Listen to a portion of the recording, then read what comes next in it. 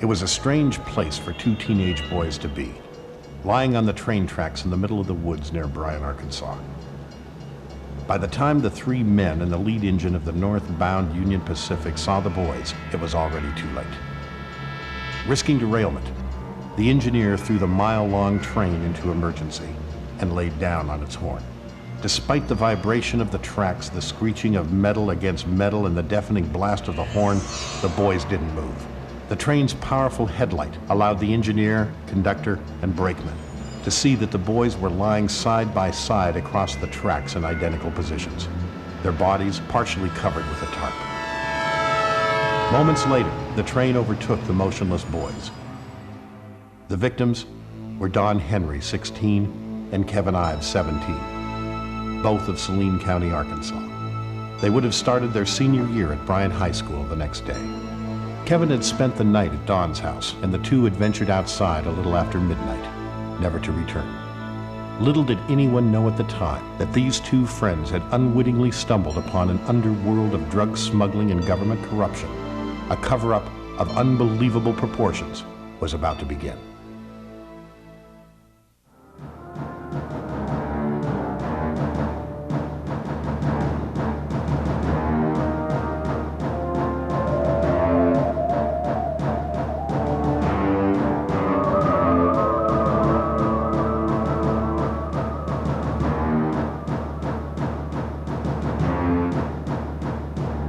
I believe Kevin and Don were near the tracks that night and saw either money or drugs dropped from an airplane. I believe that law enforcement officers killed them, and the cover-up began immediately. Expanded to the medical examiner, Fahmy Malek. At the time, Fahmy Malek, Arkansas State Medical Examiner, was the one responsible for ruling on cause of death. His plan was to rule the boys' death a double suicide. However, after conferring with Jim Steed, Saline County Sheriff, they decided no one would accept such a ruling and changed the cause of death to accidental. We were absolutely puzzled and outraged over the ruling of accidental as a manner of death. We didn't think that the facts supported that ruling, and what we started out to do was just to obtain a second opinion. We met resistance from all fronts, from law enforcement, from the crime lab. We retained an attorney and a private investigator and obtained court orders to get testable samples of everything that they had in order to get a second opinion. And Fahmy Malek refused to obey the court orders. Without any supporting evidence, Malek ruled that the boys had each smoked more than 20 marijuana cigarettes, and in a psychedelic stupor had fallen asleep on the tracks. It was later learned that the state crime lab never even tested for the concentration of marijuana, and in fact, had used a test on the boys' blood which was designed to be used on urine. Outside experts were shocked at the absurd ruling. The family's nightmare battle against the state medical examiner was made more difficult by Governor Clinton's public support of Malek. However, after 13 long months, the parents were finally able to prove what they had believed all along, that the boys had indeed been murdered. 17-year-old Kevin Ives and 16-year-old Don Henry were struck by a train near Alexander. The medical examiner has said that the boys were asleep and drugged with marijuana. The parents, however, disputed that claim and persuaded authorities to reopen the case. Because of their persistence, Kevin and Don's bodies were exhumed. New autopsies were performed, and a grand jury was convened. Dr. Joseph Burton, a nationally recognized forensic pathologist from out of state, performed the new autopsies. His findings revealed that Don Henry had been stabbed in the back, and Kevin Ives' face had been smashed by a blow from a rifle butt before their bodies were placed on the railroad tracks. This information alone would strongly suggest that the boys were injured, rendered unconscious, or even killed prior to their bodies being run over by the train. Burton's autopsies also revealed that Malek had mutilated Kevin's skull by sawing it in so many different directions that it was impossible to tell where the original skull fractures were.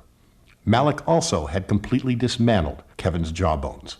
Burton stated he had performed thousands of autopsies and had never seen anything like it. Was Malek trying to hide something? Was that a stab? The answer is no, they were not stabbed. Were they dead beforehand?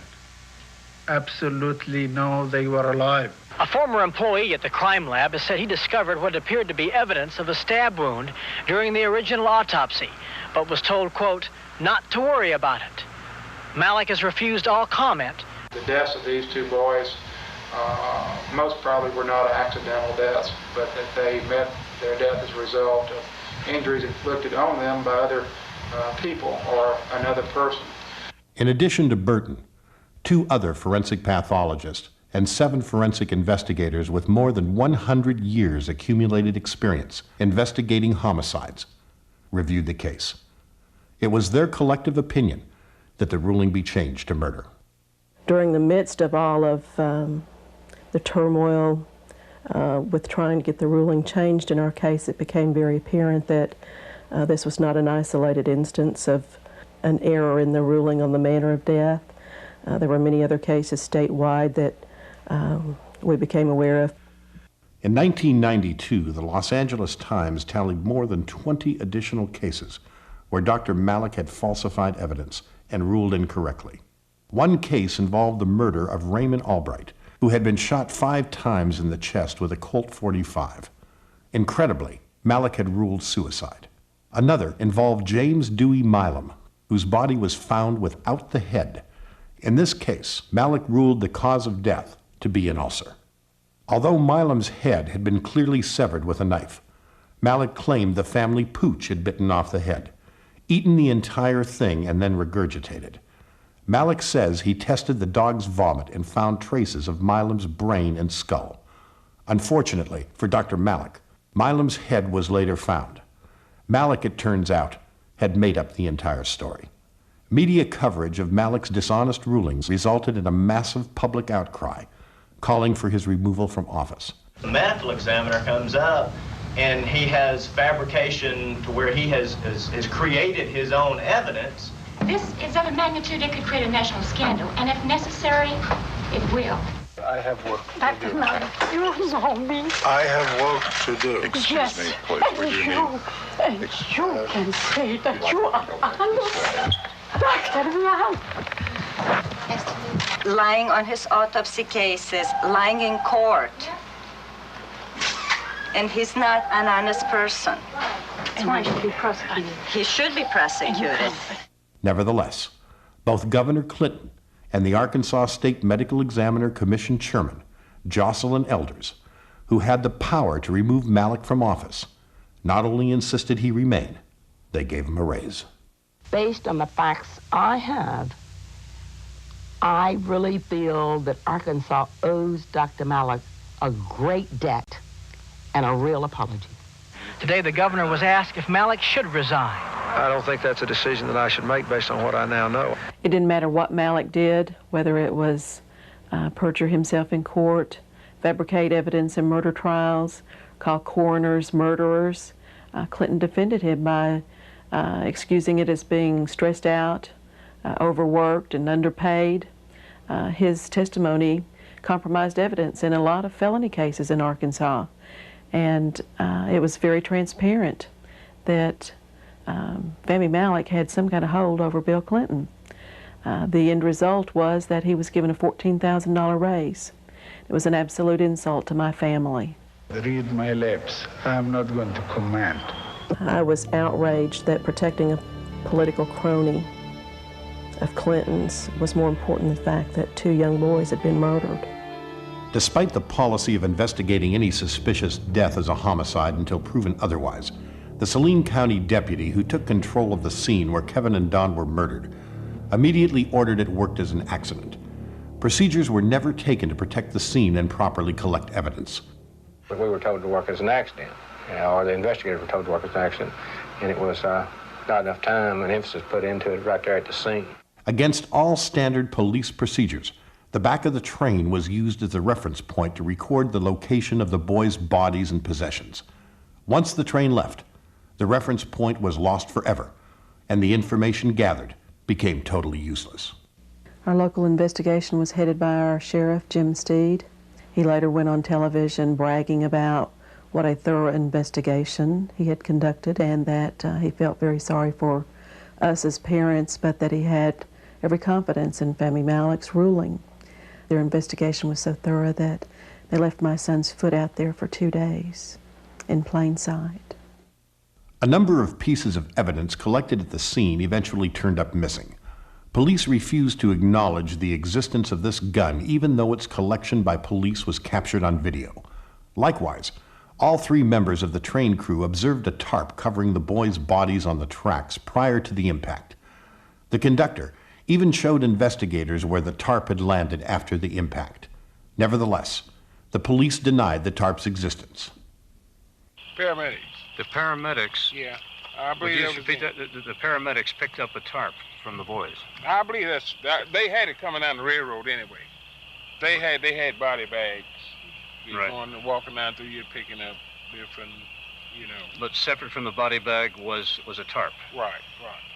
Remember what color it was? I can't remember. Everything was kind of in a chaos, and I really didn't pay that thing much attention. I knew it was some kind of a tarp. It wasn't a bad body bag, because they had it, more or less folded. And close as I can remember, they laid it down right there. When we began hearing rumors about a tarp covering Kevin and Don on the tracks, we questioned Saline County law enforcement about it. Rick Elmendorf and Chuck Talent sat here in my living room and told us that they were absolutely certain that that was an optical illusion the train crew had seen, that they had conducted tests on their clothing, which would have revealed fibers from a tarp impacted either on the clothing or the bodies themselves. We found out much later that that was a lie. They had never conducted tests on their clothing. And my interpretation of that is that they had some reason to lie. Perhaps were even involved themselves. In what would turn out to be the most ironic twist in this case, Deputy Prosecutor Richard Garrett and his friend defense attorney Dan Harmon approached Linda Ives and convinced her that they would do everything in their power to catch those responsible for the murder of their son.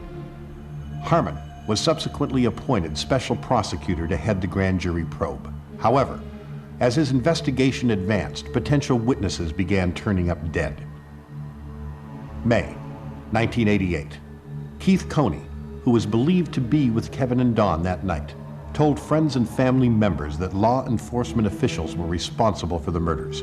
2 days later, he was killed when his motorcycle crashed while he was being chased.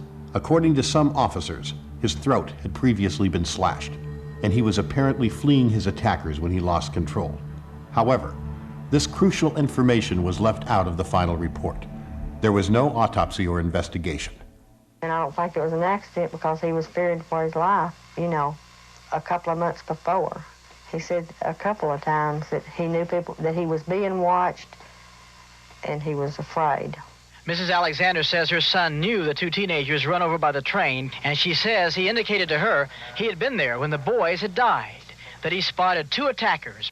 But he knew there was 2 there. I did try to get him to tell me who, and he was either afraid or didn't know. November 1988. Keith McCaskill, who was allegedly at the tracks that night, turned over information he had about the boys' murders to Richard Garrett. Believing he had talked to the wrong people, McCaskill had made his own funeral arrangements, told family and friends goodbye, and within days was murdered himself, stabbed 113 times. His murder remains unsolved. The night of elections in 1988, he took 2 pennies out of his pocket and threw them on the bar there at the Wagon Wheel and said, "If Jim Steed loses this election, my life isn't worth 2 cents." And he was murdered that night. Harmon, Garrett, and members of the Arkansas police suddenly found themselves in the awkward position of having to try and convince the public that the deaths of these key witnesses, coming at a crucial point in the investigations, were merely a coincidence. I think that Mr. McCaskill was probably suffering from a lot of paranoia. And right now the indications are that nobody else was involved. Might there have been a reason, though, for his paranoia? I'm sure there was a reason for his paranoia. Because he had talked to the police or the prosecutor? I don't know that would be the reason. What about the murder? Is it connected at all with the grand jury investigation? Not that we know of. McCaskill was a witness in the Bryant train deaths investigation. Although police haven't ascertained a motive for the murder, they say there's no connection. We link this investigation to the deaths of Don Henry or Kevin Ives, and I don't foresee anything in the pursuance of the rest of this investigation that would be anything that would make me change my mind. Those believing in a massive cover-up by police and elected officials, which included the possible murder of witnesses, watched in horror as the death toll continued to climb. January 1989. Greg Collins, who failed to appear after being subpoenaed to testify before Kevin and Don's grand jury, was killed by a shotgun blast to the face. His murder remains unsolved. March 1989. Booney Bearden, a friend of both Coney and Collins, disappeared. An article of Bearden's clothing was found in the vicinity where an anonymous caller claimed his murder had taken place. His body was never recovered. April 1989. Jeff Rhodes was murdered after telling his family he knew too much about Kevin, Don, and McCaskill's murders. Rhodes had been shot in the head and his remains set on fire in a dump. July 1989. Richard Winters, another grand jury witness, was gunned down during a robbery, which apparently was staged to cover his murder. His case remains unsolved. June 1990. Jordan Kettleson, who was believed to be connected to the McCaskill murder, was killed by a shotgun blast to the head. There was no police investigation, and his body was cremated before an autopsy could be performed. June 1995. Mike Samples, another grand jury witness, was shot to death. Sources claim he had been involved in retrieving drugs dropped from airplanes. Authorities have denied any connection between these cases and the murders of Kevin and Don. The people whose testimony might have solved this case years ago have systematically been eliminated. There apparently was a great deal of fear that these people could implicate very powerful players. The 8-month-long grand jury investigation into Kevin and Don's murder came to an abrupt halt December 31st, 1988. Last-minute legal maneuvering by Harmon, Garrett, and presiding judge John Cole prevented the jurors from revealing their findings in the final report. The men and women of the grand jury were sent home frustrated that they had not been allowed to do their job. The Saline County Special Grand Jury has now disbanded. 3 hours ago, it delivered its final report on the deaths of 2 teenage boys. But the grand jury was not allowed to do what it wanted. I know that because you could not repeat in the report much of the testimony that you heard and evidence that you received, that you are somewhat frustrated by it. And that's understandable. In the final analysis, I know that the grand jury hated at this point to give it up, because I think the public needs to know about the seriousness of the drug problem here in Saline County and maybe other surrounding counties.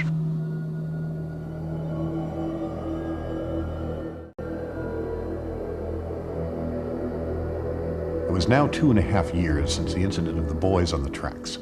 Saline County Deputy Prosecutor Gene Duffy was asked to head up the newly created Drug Task Force. The job would require her to investigate drug trafficking in a 3-county area of Arkansas, including Saline County. However, on the day she was appointed, her boss, Prosecutor Gary Arnold, gave her a peculiar command.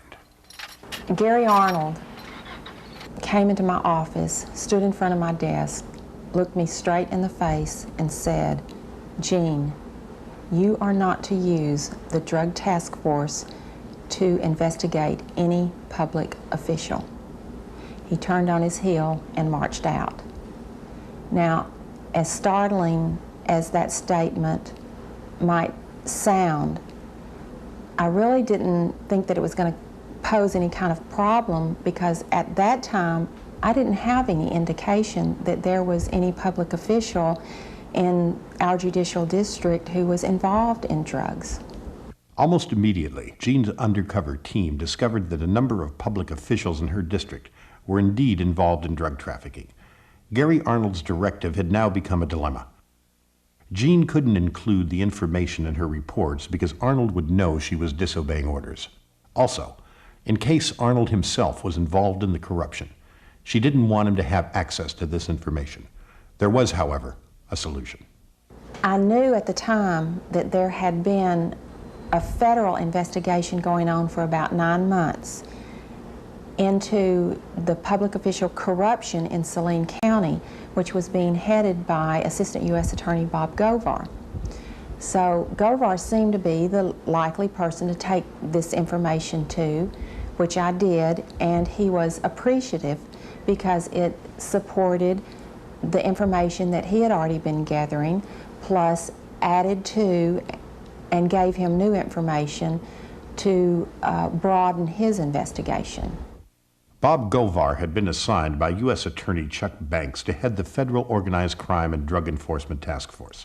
Govar had already developed substantial information linking public officials to drug activities by the time Gene Duffy's task force was operational. In July of 1990, one of Gene Duffy's undercover officers developed evidence linking the train deaths to public officials and drugs. 3 years had passed since the boys had been killed, and Gene had no way of knowing that her drug task force was about to be shut down for nearly solving Kevin and Don's murders.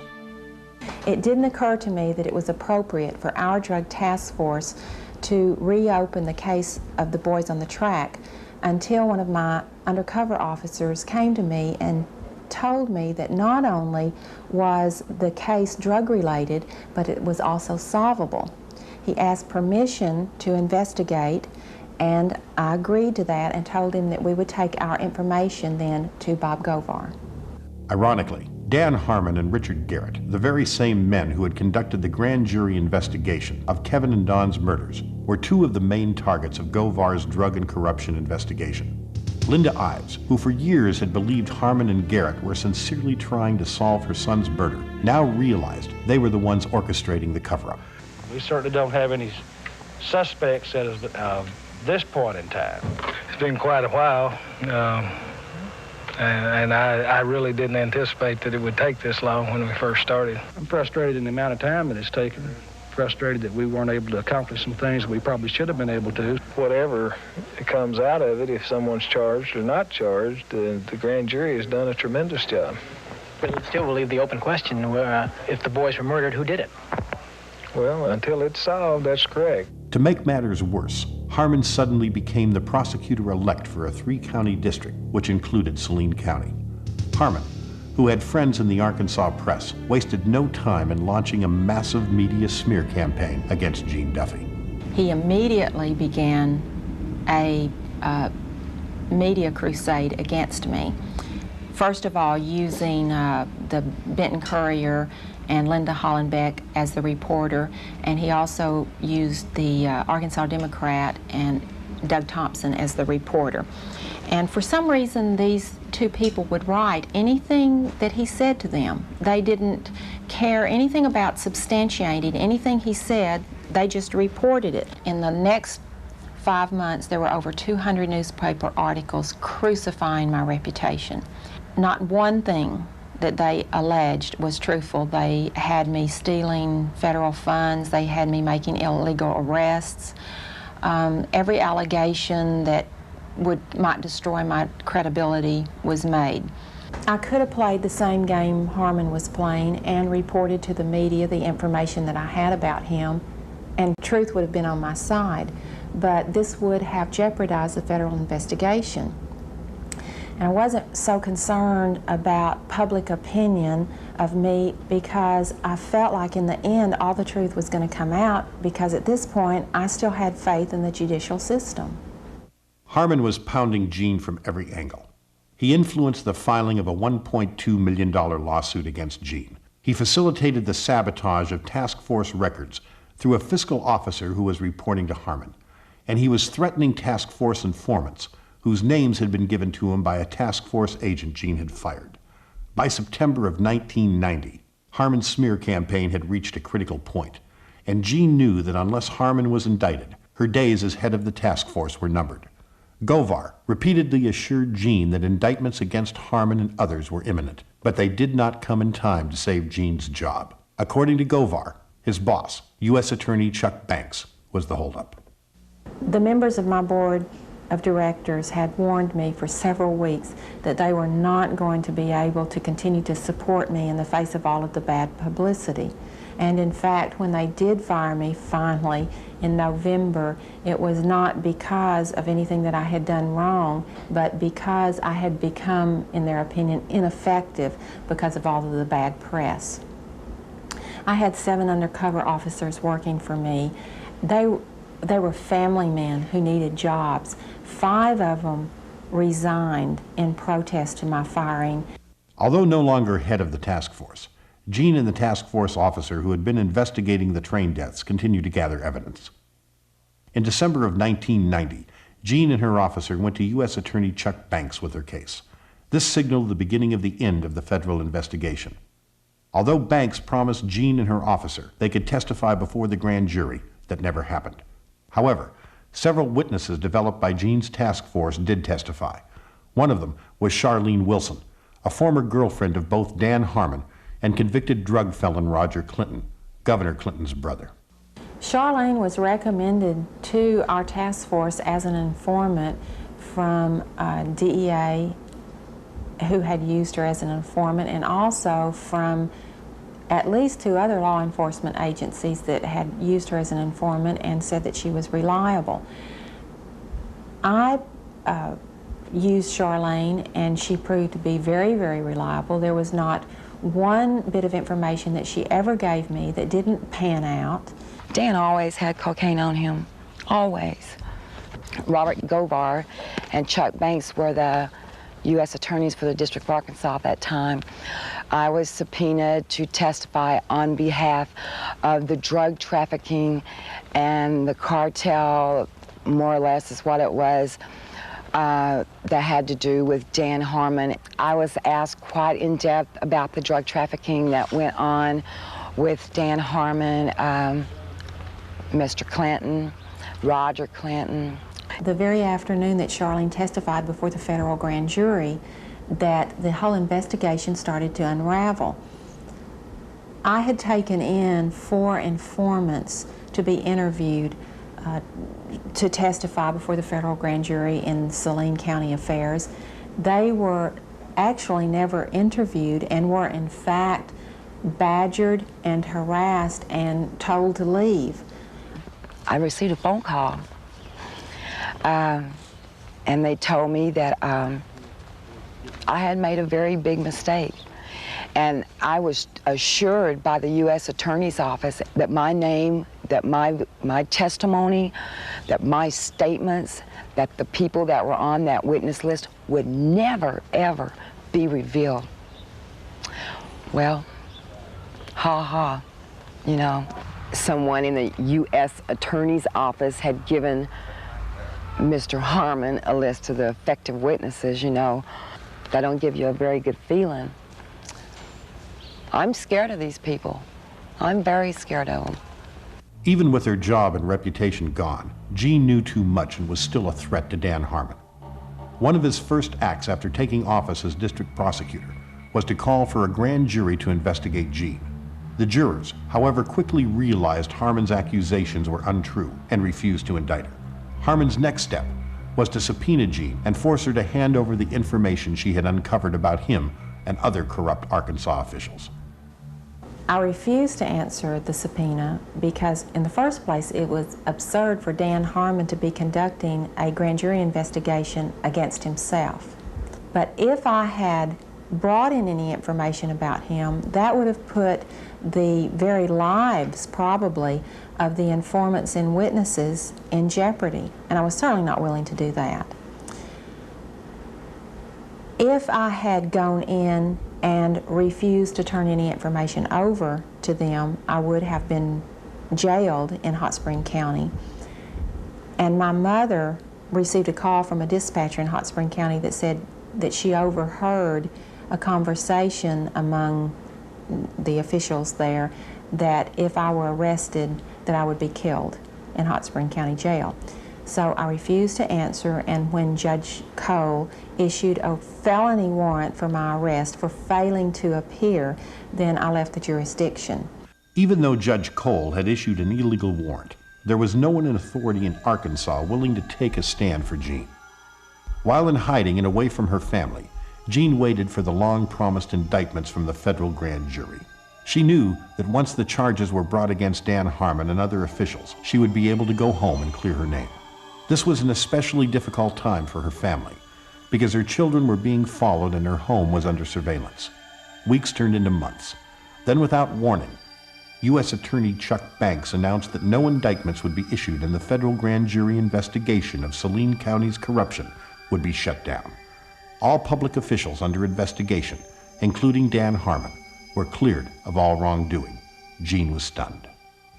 3 grand jurors contacted me, 2 of them indirectly and 1 of them directly, to inform me that they were ready to hand down indictments, but they were informed by Chuck Banks that the grand jury was being dismissed and that no indictments would be sought. They were not told that they had the authority to hand indictments down on their own. In my opinion, Chuck Banks should have been charged with obstructing justice. When Chuck Banks closed down the federal investigation, we were stunned. We couldn't understand what made Kevin and Don's murder so important and who had the power to shut down a federal investigation. In protest, Bob Govar resigned as lead counsel of the federal task force and was then demoted by his boss, Chuck Banks. Jean Duffy and her family were forced to leave the state.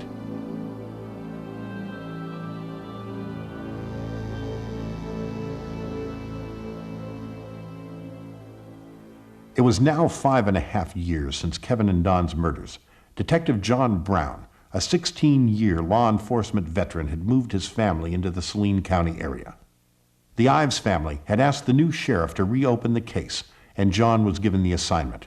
However, just like Jean Duffy, John's first day on the job included a peculiar request from his boss. My immediate supervisor, who was a lieutenant over the Saline County Criminal Investigation Division, took me for a ride that lasted approximately 1 hour. During this ride to literally nowhere, it appeared the whole purpose was to tell me to leave the case alone. He said things like, "There's not anything to this. This could have been an accident. It's going to bring you a lot of grief if you continue on and do this." And in the end, he finally said, "You know, John, you really need to leave this alone." John was disturbed by his superior's attitude, and his concern escalated once he began examining the Ives-Henry case file. It had become obvious that once I started going through the case file, it had been robbed of most of the pertinent evidence. No crime scene photographs, a list of evidence was not present, the things you would expect to find. Despite discouragement from his own department, John went forward with the investigation. Beginning at square one, he began tracking down the missing evidence. Several witnesses were contacted, including Charlene Wilson, who by this time was being held at a jail in a neighboring county. I run across a young lady named Charlene Wilson, who told a horror story that I didn't really believe at the time. So I started searching for evidence to substantiate just part of what she had said. Harmon went ballistic. Called, he threatened me, threatened Sheriff Pridgeon, threatened Captain Gene Donham, the chief deputy. All because I talked to this one woman. Charlene believed she had been set up by Dan Harmon in retaliation for her testimony against him. The team of Prosecutor Harmon and Judge Cole managed to convict and sentence her to an unbelievable 30 years in the Arkansas Department of Correction. Guess who arrested her? Dan Harmon. The very guy that she says turned her on to drugs now has her arrested. Dan Harmon, he walked to me, handed me what was supposed to be a search warrant, and he said, "Bitch," excuse me for saying that, "I told you if you ever brought my name up or brought anything up about the past dealings that we've had, that I'd take you down." He said, "You're going to prison. I'm going to put you in prison." He did. I'm here. I mean, I've watched second, third offense people walk around with probation on top of probation on top of probation. Not this lady. First time she's been arrested for drugs, they allege that they found in her home, she gets 30 years. Sure, everybody ought to be able to see through this. You have to look at judges, you have to look at prosecutors, local attorneys, and law enforcement officials. Now, these are the people that enforce the drug laws, that prosecute the drug laws, and judge the drug laws. And yet, they are webbed in with the drug trade in the state of Arkansas. John quickly understood why Charlene had been put away. During her sworn deposition, she dropped a bombshell that would later be confirmed by other eyewitnesses. She was with Dan Harmon at the tracks the night Kevin and Don were murdered. The people at the track that night, to my knowledge, were Dan Harmon. I do know that the boys were watching the drop site, okay? And they got curious as to what was being dropped there. According to reports from the FBI, DEA, Customs, and the Arkansas State Police, money and drugs were indeed being dropped from low-flying aircraft at night. These drops were part of a major drug smuggling operation headquartered at the airport in Mena, Arkansas. In 1982, cocaine trafficker Barry Seal had moved his multi-million-dollar cocaine smuggling operation from Louisiana to Arkansas and was permitted by government officials to continue his activities without interference. Arkansas State Police investigator Russell Welsh and IRS federal agent Bill Duncan accumulated more than 20,000 pages of documents detailing the drug trafficking and money laundering activities at Mena. The airplanes, the aircraft that Barry Seal had there at Rich Mountain Aviation there was only one purpose for them. There was only one use for that type of aircraft, and that was smuggle cocaine. They had special cargo doors installed in the side without FAA permission so that these doors could be opened in flight. They'd pull in, slide back, and the cocaine could be dropped out of the side in flight. Indictments were prepared against 29 individuals and presented to a federal grand jury in 1986. Barry Seal was scheduled to testify in Arkansas when suddenly he was gunned down.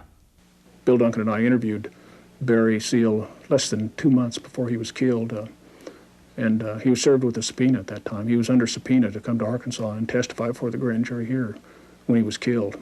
20 other witnesses were scheduled to testify, but only 3 were allowed to appear before the grand jury. 2 of those witnesses were barred from presenting any evidence. As expected, the grand jury was shut down and no indictments were issued. The drug smuggling activities continued after Seal's death. To date, a total of 9 separate state and federal investigations into Mena have been shut down. The first indication I had that Mena may tie to the death of these 2 kids was through an audio tape provided to me by Russell Welch, an Arkansas State Police investigator assigned to Mena. The tape was of a confidential informant inside the Federal Corrections Facility. That tape would allege that Don Henry and Kevin Ives were killed because of a connection to Mena, Arkansas. An actual report was generated by Saline County Sheriff's Office in 1987 and in 88 of people complaining of the planes flying over the tracks at approximately 100 feet above ground level with their lights out at night. One of the pilots who had been involved in the Mena drug smuggling operation, when interviewed by John, indicated the area where the boys had been murdered was indeed a drop site location known as A12. He described to me an aerial view of the tracks. If you were coming in from the west, flying to the east toward Little Rock, he described a mountain to the right and flying over a set of railroad track lights that govern the trains. The thing about these lights, they stretched across the tracks, the train drove under them. Then he said you could see a runway, a small runway to the left, appeared to be private, and then a beacon on top of a building to the right, and then you would know to make the drop. I have interviewed 5 pilots, 4 of which can verify the A12 location being the tracks just west of Little Rock, Arkansas, where these two kids' bodies were found. Thanks for joining us tonight on American Investigator. This is our final segment, so please make your calls brief. Let's go back to the phones. Jerry in Huntington, Arkansas. Go ahead, you're on the program. Is there any connection, Mr. Brown, between this drug operation in Mena and the death of the two young boys on the railroad track that were murdered and were ruled accidental death by State Medical Examiner Fanny Malik? There have been some allegations, I think is what the caller is talking about, that they had stumbled on an airdrop that was in transit from Mena to Little Rock. Any evidence well, for that? Again, you know, without saying too much, there is going to be some testimony from me that, and it's very little, but there is some connection just that I know of. Now, I was the first investigator that was assigned to that case of the boys' deaths and was taken off of it, so you can make your inference and go from there on it, but it's something that is going to resurface. It was a tragic event. By now, another eyewitness had emerged who had seen Harmon with Kevin and Dawn at the tracks the night of the murder. I was out in the woods and came up on 5 people speaking with each other on the railroad tracks. One of them I definitely recognized as Dan Harmon. The rest of them are not as positive, but I'm definitely 100% sure one was Dan Harmon. And they stood there talking for about 20 minutes, and then I noticed two more people, Kevin and Dawn, walking down the railroad tracks. They noticed that there was someone else on the tracks and stopped, hesitated. After confirming the truthfulness of the witness, the FBI offered to place the witness in protective custody and instructed John to turn over all of his information to them, promising to solve the case before the end of 1994. The FBI also stated that Chuck Banks would be charged with obstruction of justice, which prompted Gene Duffy to come out of hiding. In June of 1994, Gene and John Brown met for the first time. During that meeting, she would share with me all of her files. At that time, I realized why I had not been allowed to look at the 1990 federal grand jury investigation that was conducted during the time frame she was still in Arkansas. It was then I realized why she was really run out of town. It was real shocking to find out that what Gene Duffy found in 1990 were the same things I was finding in 1994. Drug trafficking that involved political figures, law enforcement officers, involved in the cover-ups of deaths. 4 years later, separately and independently from anything she ever done, I tracked almost the same thing identical that she did. Right straight to law enforcement personnel, right straight to the state capitol. At the Arkansas State Capitol, Governor Clinton shared an adjoining office with state drug czar Robert Shepard. Shepard, a former sheriff from Dan Harmon's district, was appointed by Clinton to lead Arkansas's so-called war on drugs. On at least 3 occasions, Shepard attempted to suppress investigations into Kevin and Dawn's murders. In 1990, Shepard paid a visit to U.S. Attorney Chuck Banks to persuade him that Gene Duffy should be ignored. In 1993, Shepard told John Brown that his career would be better off if he concentrated his efforts elsewhere. And in 1995, FBI agent Phyllis Cornyn reported that Shepard had attempted to interfere with the case. The fact is, we know who killed these kids. The problem is now, how long are we going to wait? How long is it going to take before we make the decision that we're going to indict the murderers, and we're also going to indict the people that covered this thing up? Paula Casey, the U.S. District Attorney in Little Rock, has said, we're not going to talk about airplane drops. Why? That's why they were killed. How long do they have to go before justice prevails in Arkansas? When the Mena connection was made in my mind and I looked back on everything that had happened, I knew it was the only thing that had ever made sense to me. And this information had been available for years, but had been suppressed. Of course, now I look back on the chain of events and realize that I likely caused the shutdown of my own investigation. It's clear to me that the turning point was when I gave Chuck Banks the information developed by my task force that the boys were killed because they had stumbled upon a large shipment of drugs dropped from an airplane. In my heart, I feel that that was a red flag that caused Chuck Banks to close the investigation down before it led to Mena. Early on, the media did extensive coverage on Kevin and Don's death and helped us to keep pressure on our public officials over this case. But when it came to the political pressure, the Mena connection involved, they dropped the ball, perpetuating the cover-up. There's some people in the media that know the whole story. I had a reporter call, and I met with him, and it became obvious that he knew a lot more about Mena, Arkansas, the ongoing drug operation in Arkansas, money laundering. I mean, this guy was phenomenal. He even had records. He'd done his own research. He'd been doing it for years. He works for a major newspaper in Arkansas now. And I said, you've got all this. I mean, you've got the story.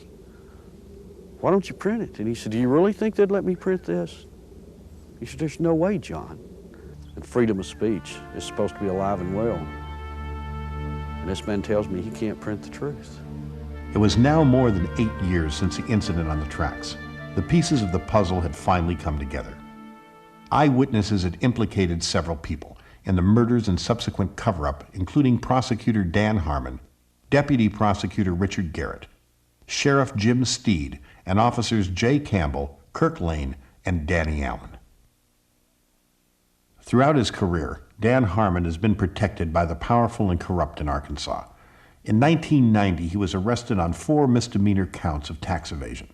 At his arraignment, he was ordered to take a routine drug test which would have allowed him to go free. He refused and spent 18 days in jail. Harmon was later convicted of one of the charges and was sentenced by the notorious U.S. District Judge Henry Woods to 1 year probation, the absolute minimum allowed. As a result of his conviction, Harmon's law license was suspended. The suspension, however, was rescinded after a long list of high-ranking Arkansas officials, including Attorney General Winston Bryant, testified on Harmon's behalf. For many years, Bryant had been involved in the Mena drug smuggling investigations. More recently, at least 15 domestic violence complaints filed against Harmon by a number of his ex-wives have surfaced. The complaints, some of which Harmon has admitted to, range from holding a gun to his wife's head to biting off the thumb of one of his victims. Charges were never filed, and the reports were kept from the public by Harmon's friend, Benton Police Chief Rick Elmendorf. Dan Harmon continued to receive extremely favorable treatment from the Arkansas press. His continued re-election as Saline County prosecutor also gave him control over the drug task force, Gene Duffy's old job. In November 1995, a package containing fake cocaine labeled as evidence belonging to Harmon's drug task force was found in the possession of Harmon's wife, Holly. An investigation revealed the package had originally contained more than $100,000 worth of pure cocaine, which was now missing. A combined raid by the FBI and DEA confiscated drug-related files from Harmon's home and office. A racketeering case against Harmon was reportedly being built. However, after years of seeing similar investigations go nowhere, a weary public remains understandably skeptical. Finally, on November 29, 1995, the FBI, referring to Kevin and Don's murders, announced to Linda Ives that in light of the fact there is no evidence, it's time you consider the fact that a crime has not been committed. The obstruction of justice continues. There aren't any words in the English language that can describe how it makes you feel as a parent or as a citizen of Arkansas to see what our officials are capable of doing. You know, I think we were just kind of naive, common, ordinary people. Got up and went to work every day and came home and went to bed and assumed that everybody else did the same thing and tried to do what was right. And I think Kevin's death has been the rudest awakening that anybody could ever have to see what really goes on and to see what's important to elected and public officials. This is not a political issue with me. We were never a political family. Our lives revolved around the ball field and going to the lake and all of the things that a family does until the Arkansas political machine reached into our lives and destroyed the tranquility that we had. And I want the American people to know that we have to stand up against this kind of corruption, and we have to hold our officials accountable and make them work for us instead of against us. In my experience, I believe what is happening here in Arkansas is only a small sample as to what is happening nationwide, and I believe that all of America has to stand up and rescue the American system of justice.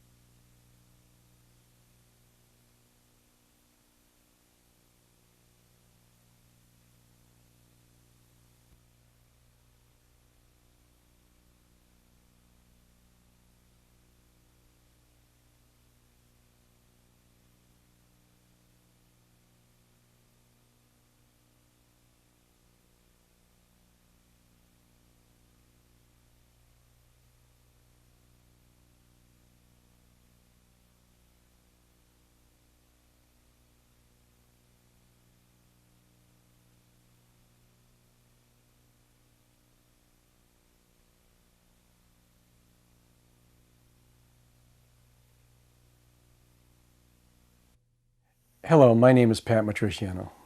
I'm the producer of the video Obstruction of Justice. When I first heard of the plight of Linda Ives, I was moved to do whatever I could to assist the Ives family in obtaining justice. The making of this video is my way of helping to achieve that goal. Since the video's initial release in 1996, a number of significant events involving this case have transpired. Events which could have a potentially devastating effect on this nation. I would like to take this opportunity to bring you up to date.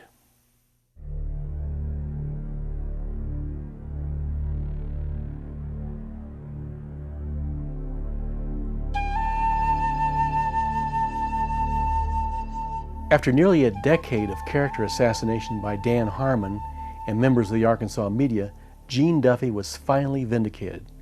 It became obvious that she had been telling the truth all along when on May 13, 1997, Harmon was convicted in federal court on a number of charges, including drug trafficking, extortion, abuse of power, and racketeering.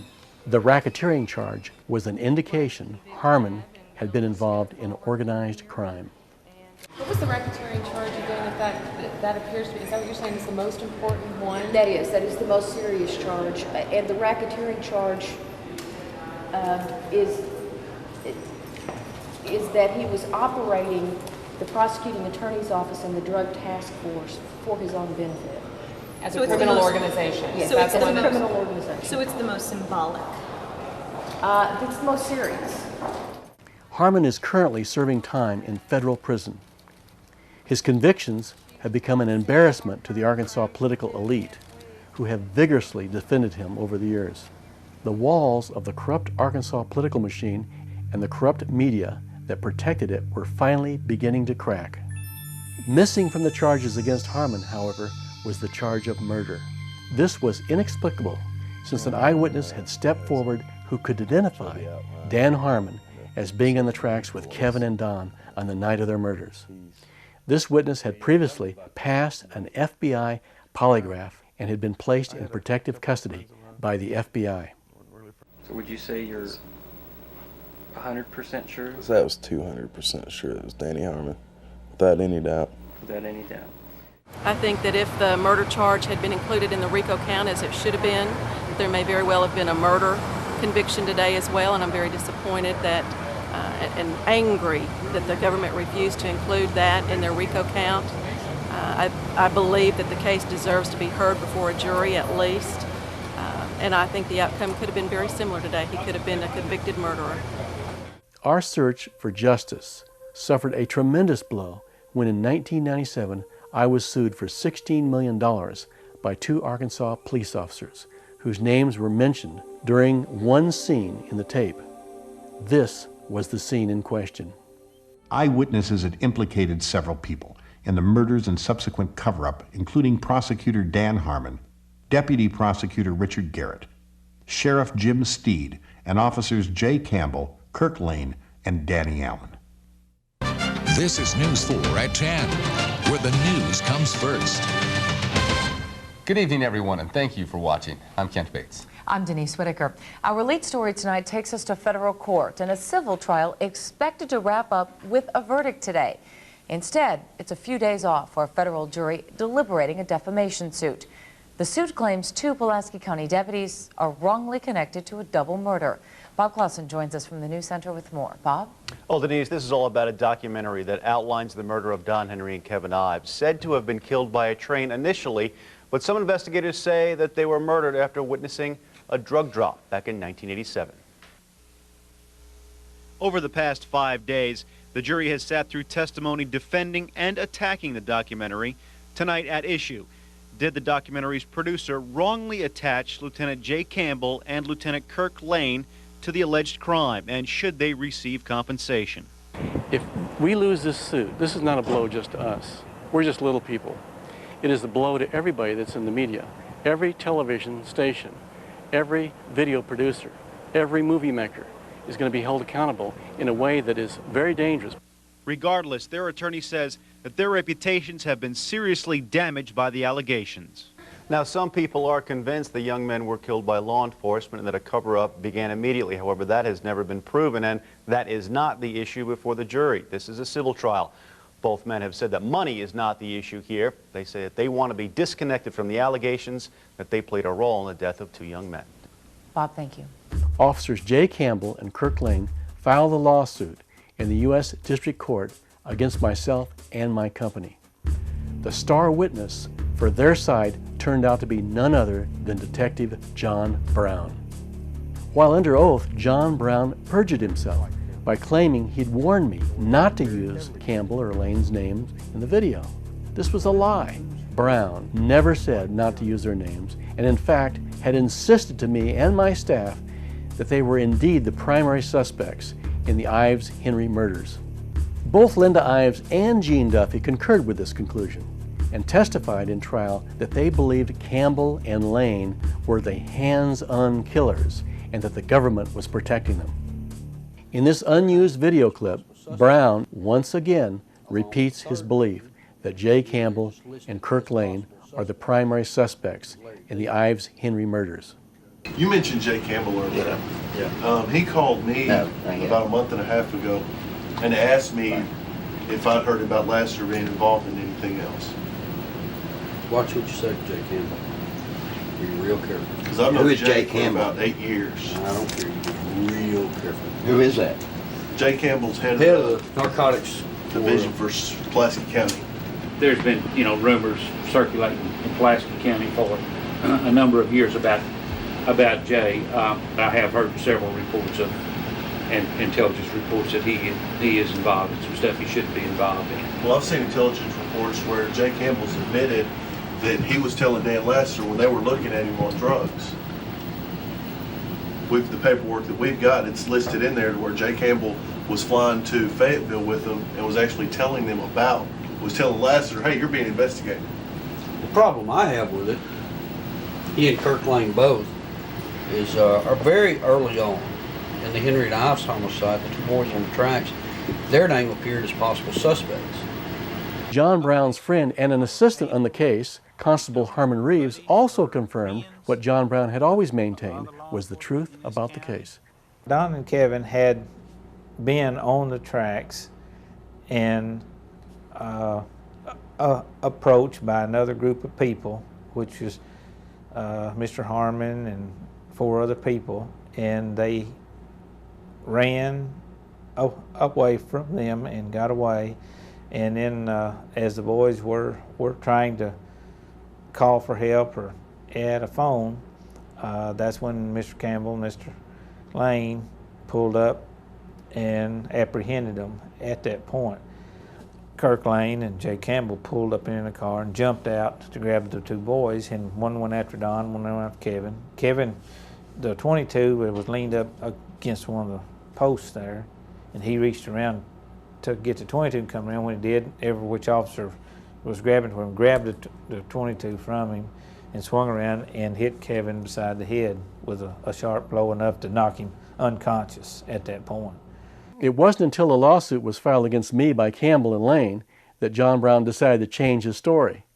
Before I even knew I was being sued, Brown had met with Campbell and his attorney and had filed a false affidavit stating he had been edited out of context. However, not one instance of Brown being edited out of context could be found. In fact, John Brown had previously given his approval over the content of the finished video, commended my staff a number of times for their work in the video, promoted the video on scores of radio programs, ordered more than 300 copies of the video, which he sold for profit, and used the video as part of an unsuccessful campaign for sheriff. John Brown had succeeded in doing what Dan Harmon, Chuck Banks, and the FBI had done a decade before. That is, to win the trust of Linda Ives, to take charge of the investigation, and then to systematically destroy it. Much of the evidence supporting our case was barred from the courtroom by the judge, including testimony concerning the disappearance of an eyewitness who could identify Campbell and Lane as the killers. Also barred were state police reports describing intimidation and violence by Campbell and Lane against witnesses in other cases. A number of character witnesses testified on behalf of Campbell and Lane, detailing what great guys, caring people, and trusted officers they were. However, as with Dan Harmon before them, these witnesses turned out to be wrong. Following my trial, Campbell was fired by the Pulaski County Sheriff's Department for intimidating and blacklisting fellow officers and for falsifying reports. One of the character witnesses who testified on behalf of Campbell, that is FBI agent Mike Smith, was not allowed to be impeached or cross-examined by our attorney regarding his bias, prejudice, and conflict of interest. Ultimately, the jury was made to feel that they had no choice but to find in favor of the plaintiffs and against us. The judge cited John Brown's testimony as the key factor in upholding the jury's decision. Our lead story tonight, there is a verdict in the federal civil defamation trial brought by 2 sheriff's deputies against the makers of a documentary film. A jury today found the filmmakers guilty of publishing a false and damaging statement about 2 Pulaski County Sheriff's lieutenants. Kim Miller has been covering this trial this past week. She joins us now from the News Center. Kim? Kent, the jury ordered the filmmaker to pay the lieutenants a total just under $600,000. The case started when Jeremiah Films produced a documentary about the murders of 2 boys found on Saline County train tracks in 1987. $109,750 in compensatory damages and $200,000 in punitive for Lieutenant Jay Campbell. Lieutenant Kirk Lane was awarded $89,000 compensatory damages and $200,000 punitive. Those involved in making the film say the case is by no means over. We will argue for a directed verdict, and if we don't receive one, we will appeal. And I believe that justice will prevail in the end. We're not going to give up. I don't think there's any doubt in anybody's mind what the facts were, and that Linda and I are absolutely convinced that the plaintiffs were the hands-on killers. I've been told by a number of insiders that I am receiving political payback as a result of my involvement in an earlier video called The Clinton Chronicles. Whether or not that's the case, this type of legal harassment must not be allowed to continue. Should the ruling on this case stand, it will set one of the most dangerous precedents in American history. From now on, free speech will be severely limited. Small companies such as mine, who wish to hold public officials accountable for their actions, may very well be threatened with legal action and put out of business. Individuals will be forced to reconsider before saying or publishing anything negative about any public official.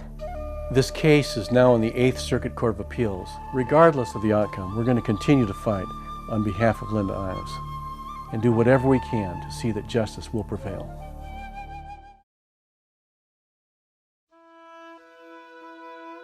Since the finding against the producer of Obstruction of Justice, Pat Matriciana, Jeremiah Films, and Citizens for Honest Government, that finding has now been reversed by the United States Court of Appeals, 8th District, by a unanimous vote of all judges, dismissing all claims by Jay Campbell and Kirk Lane, and finding in favor of Pat Matriciana, Jeremiah Films, and Citizens for Honest Government.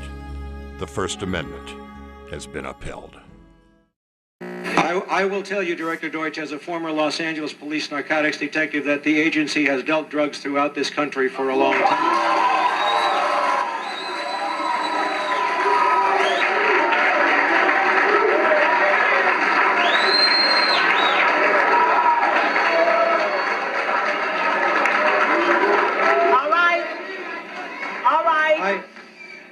All right, obviously that is an answer for a lot of you. Now can you please? I refer... All right, now can you please? I refer direct... Wait a minute.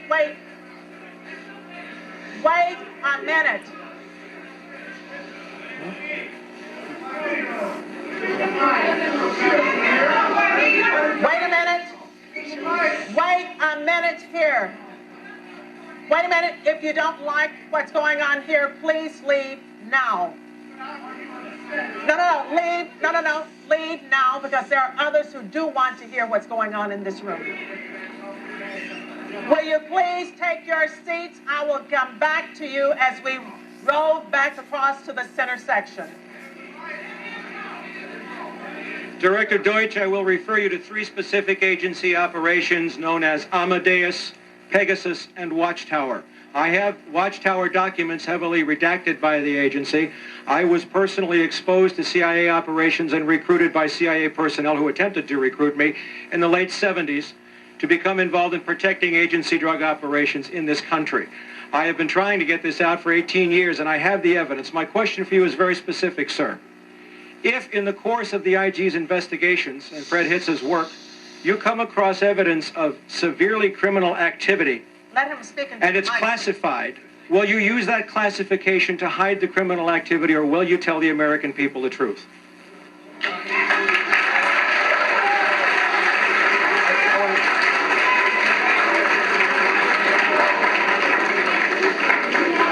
All right, you want to hear the response first from Congressman Julian Dixon and then from the director.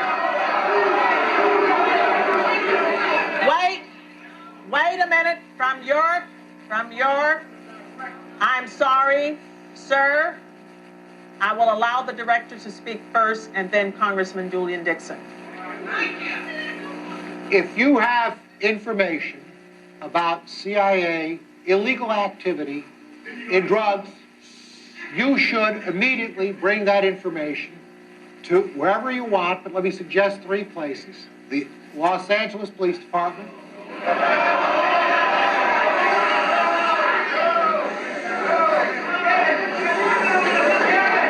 Please.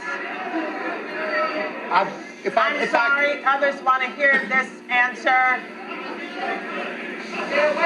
I am sorry, others want to hear this answer. It is your choice, the Los Angeles Police Department, the Inspector General, or office of one of your Congress persons from this. 18 years ago, sir, and I got shot at for it. Wait a minute, sir. Wait a minute, sir. And? Sir, you have not gotten the mic yet. You are not.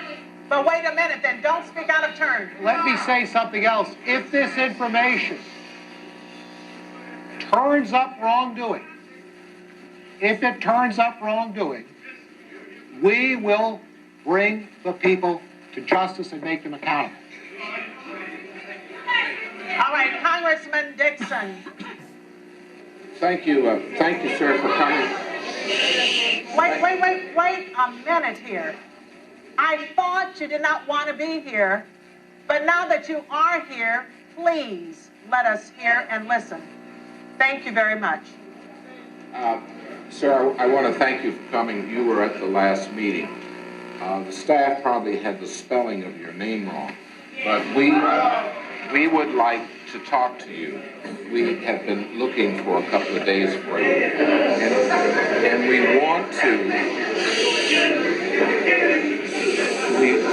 want to make sure that you contact the committee, because obviously you have some valuable information.